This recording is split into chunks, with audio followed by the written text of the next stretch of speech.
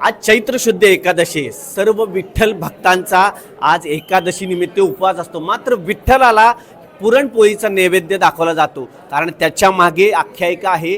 जे शिखर शिंगणापूरला महादेवाचं आणि पार्वतीचं लग्न झालं त्या प्रित्यर्थ हा नैवेद्य दाखवला जातो अशी आख्यायिका आहे. आणि दुसरी म्हणजे जे कर्नाटकमधील हंपी येथे विजय विठ्ठल मंदिर आहे, तिथून पांडुरंगाला एकनाथ महाराजांचे आजोबा भानुदास महाराजांनी इथं पंढरपूरला परत आणलं.